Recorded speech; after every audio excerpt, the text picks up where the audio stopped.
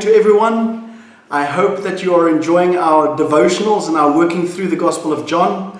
Just want to thank everyone that's contributing, George, Luan, Linda, and you'll see quite a few other faces contributing towards these devotionals. Friends, our whole plan for this and our heart for this is that we can stay connected as we study the Gospel of John together. The feedback that I've been getting is very positive, and I truly hope that you're enjoying this. You can hear I'm talking fast because I need to get through this. I don't want to keep you too long. But friends, we're working through the Gospel of John. It's one of the Gospels that focuses on Jesus as the Son of God.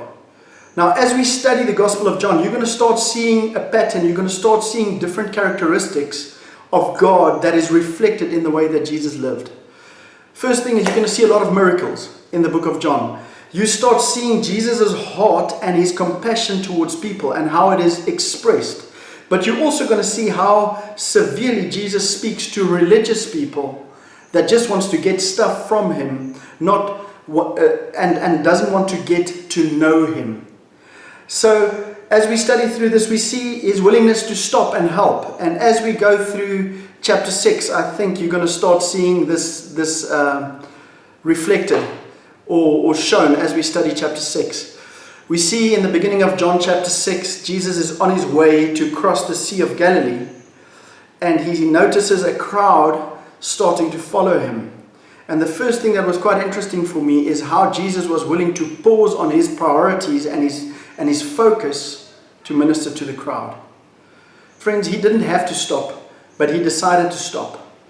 And just in this season that we are in, it is so easy to get caught up with everything that's happening in our economy, with our health system, with all the cares of this world that is forcing us to focus on ourselves and protect ourselves, that we forget to stop and care for the crowd. Who are the people that God placed in our lives as disciples of Jesus to reach out to, that needs to know Jesus? The next thing is you see that Jesus creates a problem by stopping, and he walks up the hill and he says, he sat down and he spoke to his disciples. He didn't speak to the crowd, he spoke to the disciples, and he said, now we have a crowd, how will we solve the problem? So I think it was quite a nervous moment for the disciples, because immediately we see Philip responding and saying, we can't care for them. Andrew says, here's a child with bread and fish, maybe that will help.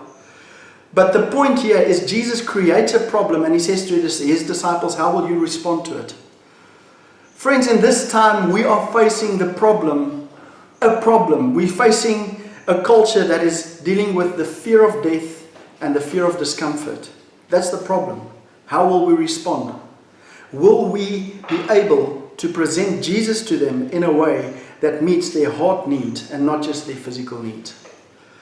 And we see that the gospel is enough. I want to just point out, you can see as you read through John 6, it says that the crowd ate as much as they wanted. It says when they had eaten their fill, they took 12 baskets up of what was left over. Friends, the gospel is enough for the people in our society and for the crisis that our world is going through. Jesus is enough. If people find him, they find what they truly need. It's not just an answer to their physical needs. Now, I'm not even going to pause on Jesus walking on water. It's quite a miracle, but I'm not going to pause on that. I want to go straight to, I think, the most poignant point that I can share with you. This is so important.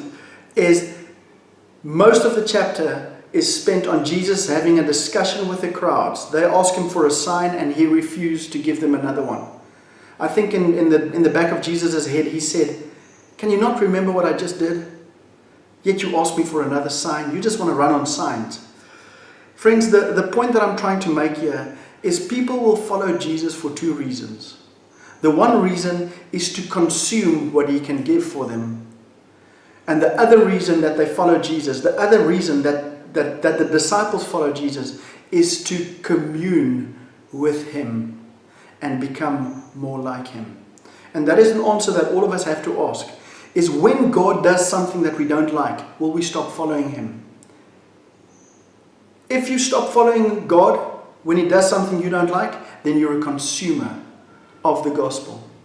But if Jesus does something that you might not be comfortable with, that you don't fully understand, and you say to Him, Jesus, I'll keep following you. And as Peter said, Peter answered and he said, you have the words of eternal life.